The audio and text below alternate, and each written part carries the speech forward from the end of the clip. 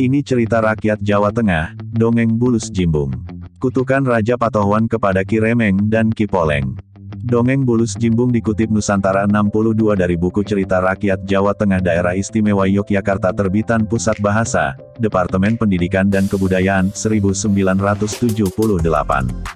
Cerita ini bermula dengan menguraikan keadaan negara Wiroto. Kerajaan Wiroto terletak di daerah Jepara.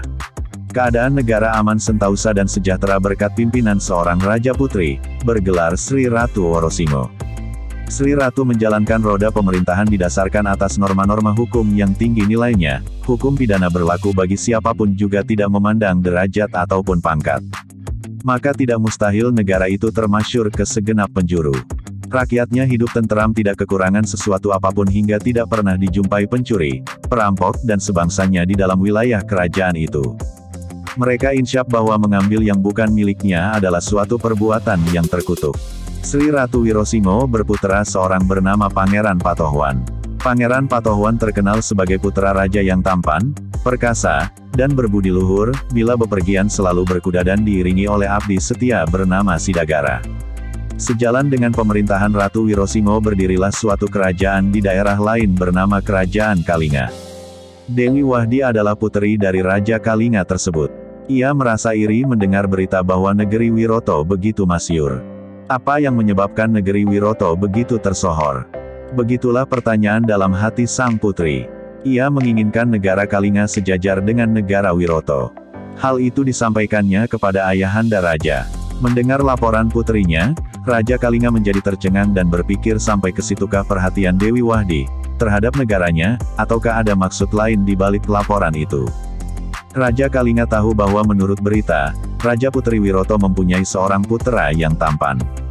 Setelah diam sejenak Raja Kalinga itu berkata, "Wahai putriku, ayahanda sangat bangga mendengar laporanmu. Hal itu berarti besar perhatianmu terhadap kemajuan kerajaan Kalinga. Setelah engkau banding-bandingkan dengan kerajaan lain, ternyata banyak ketinggalan. Kini ayahanda mempunyai gagasan untuk mencapai cita-citamu itu." Petik 2. Pertama, ingin ayahanda nyatakan kebenaran berita kemakmuran dan keadilan negara Wiroto, dengan jalan mencoba atau menguji ketabahan mental rakyat Wiroto. Ayahanda ingin mengutus Patih Tambakbaya meletakkan sebuah peti kencana dari emas berisi logam mulia dan permata di daerah Wiroto. Petik 2. Jika benda itu dalam beberapa hari masih utuh dan tidak berubah tempatnya, maka berita itu memang benar. Tetapi kalau tidak demikian halnya maka kabar itu hanyalah isapan jempol belaka. Kedua, kita akan mencapai kemakmuran setaraf dengan kerajaan Wiroto apabila engkau dapat menjadi menantu Raja Puteri Wiroto itu. Demikian pendapat ayahanda. Bila engkau setuju, akan ayahanda laksanakan segera. Mendengar uraian ayahandanya yang panjang lebar itu, Dewi Wahdi dalam hatinya sangat gembira dan menyatakan persetujuannya. Pada suatu hari Patih Tambakbaya melaksanakan perintah Raja Kalinga tersebut. Sebuah peti berisikan emas permata yang indah-indah diletakkan di sebuah jalan besar di wilayah kerajaan Wiroto. Rakyat Wiroto tidak mengetahui sebelumnya, tahu-tahu sudah ada benda yang berharga terletak di jalan besar. Siapapun yang lewat jalan itu walaupun mengetahui ada peti kencana terletak di tengah jalan tidak ada yang menunggu, tidak ada yang bermaksud untuk mengambil. Mereka berpendapat bahwa benda itu bukan milik mereka, tetapi milik orang lain yang sedang ditinggal di situ karena ada keperluan lain belum sempat membawanya. Berita tentang adanya peti emas itu tersiar kemana-mana. Pangeran Patohwan pun mendengar berita itu namun tidak dihiraukannya. Suatu ketika pada waktu ia mengadakan perjalanan keliling istana meninjau pembangunan daerah dan dari jauh nampak olehnya sebuah peti berkilauan kena cahaya. Lah tenang saja tidak mempunyai niat untuk meneliti ataupun mengambil benda itu. Tetapi nasib malang menimpa diri Pangeran Patohwan serta merta ia lewat dekat peti kencana itu, kuda parigeran Patohwan tergelincir dan ia jatuh tertelungkup, terpental dari kudanya. Sebagian anggota badannya, yakni kakinya menyentuh peti kencana yang mengakibatkan peti itu tergeser dari tempatnya. Pangeran Patohwan iuka dan tidak dapat melanjutkan peninjauannya. Oleh Sidagara abdi-nya yang setia sang pangeran diajak kembali pulang ke istana. Berita peristiwa itu sampai ke telinga Sri Ratu Worosingo. Sesampainya di istana Pangeran Patohwan dimarahi oleh Sri Ratu. Ia dicurigai ingin memiliki peti kencana itu, hal itu terbukti kaki Pangeran Patohwan mengenai peti kencana.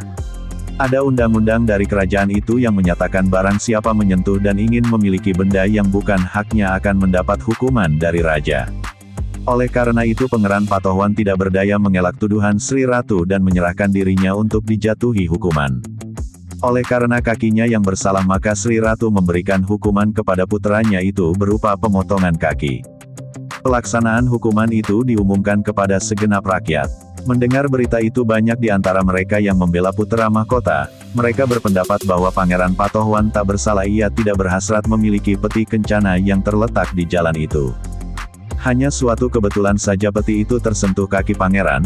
Saat itu naas bagi pangeran, ia jatuh tepat di sekitar benda itu berada. Demikian ungkapan hati nurani segenap rakyat. Namun Baginda Sri Ratu tetap pada keputusannya. Sidagara abdi pangeran yang sangat setia itu membela majikannya secara gigih, tetapi hal itu tidak dapat diterima Sri Ratu, malahan Sidagara mendapatkan amarah Baginda Sri Ratu dan diusir dari kerajaan Wiroto. Pada hari yang telah ditetapkan pelaksanaan hukuman terhadap diri Pangeran Patohwan dilaksanakan. Algojo telah siap dengan senjatanya yang kelihatan berkilauan dan mengerikan. Kaki pangeran yang telah tersentuh peti kencana dipotong. Suasana sangat mengharukan. Banyak yang menangis ketika menyaksikan pemotongan kaki Pangeran Patohwan itu. Merasa kasihan dan menaruh iba kepada Pangeran Patohwan. Semenjak kakinya dipotong hati Pangeran Patohwan menjadi susah dan seperti tidak bergairah lagi hidupnya. Untuk menghibur hatinya yang iara pergilah ia meninggalkan Wiroto dengan tidak bertujuan. Ia pergi diiringi Sidagara dan teman-temannya. Pangeran Patohwan dinaikkan ke tandu dan diusung oleh pengiringnya. Iring-iringan itu berjalan menuju ke selatan. Dalam hati luka dan jasmani yang sakit itu ia selalu memohon kepada Yang Maha Tunggal agar penderitaannya segera berakhir. Oleh karena Pangeran Patohwan sangat tekun dan rajin berdoa maka pada suatu ketika diturunkanlah oleh Yang Maha Tunggal sebuah ilham. Ilham itu memerintahkan agar Pangeran Patohwan meneruskan perjalanannya. Jangan sampai berhenti sebelum menemukan sebuah bukit bernama Gunung Butak yang terletak di sekitar Kali Kuning, disitulah kelak pangeran dapat sembuh. Dengan perasaan gembira karena mendapatkan petunjuk dari Tuhan, Pangeran Patohwan memerintahkan pengiringnya agar meneruskan perjalanan. Akhirnya sampailah iring-iringan tersebut di Gunung Butak daerah Klaten. Pangeran Patohwan memilih suatu tempat yang baik untuk bertempat tinggal. Di tempat yang baru itu Pangeran Patohwan merasakan ketenangan hidupnya. Di lingkungan masyarakat setempat pengaruhnya besar, terbukti banyak orang yang menyayangi dan menyeganinya. Hal itu terjadi karena riwayat hidup sang pangeran telah diceritakan kepada masyarakat setempat oleh pengiring-pengiringnya. Berita tentang tempat tinggal Pangeran Patohwan lama-kelamaan tersiar kemana-mana, sehingga Dewi Wahdi yang berada jauh dari tempat itu mengetahui juga. Karena itulah Dewi Wahdi ingin melaksanakan niatnya mencari Pangeran Patohwan. Maksud tersebut segera disampaikan di hadapan ayahnya dan sekaligus minta izin untuk pergi ke tempat Pangeran Patohwan berada. Pada suatu hari berangkatlah Dewi Wahdi mencari tempat tinggal Pangeran Patohwan. Ia pergi diiringi oleh kedua abdi bernama Ki Remeng dan Ki Poleng serta beberapa pengikut lainnya yang membawa bekal serta berpikul-pikul harta benda, sebagai upeti untuk Pangeran Patohwan. Sementara itu Pangeran Patohwan sedang menjalani perintah ilham yang diterima Sidagara. Ilham itu menyatakan bahwa Pangeran Patohwan dapat sembuh dari sakitnya apabila merendamkan diri kungkum, Jawa, di suatu embel, sendang, dekat Gunung Butak. Dengan penuh kepercayaan ilham tersebut dilaksanakan. Embel itu airnya sungguh jernih serta bila terkena sinar akan memantulkan cahaya yang berwarna ungu. Jadi bagaimana menurut Anda?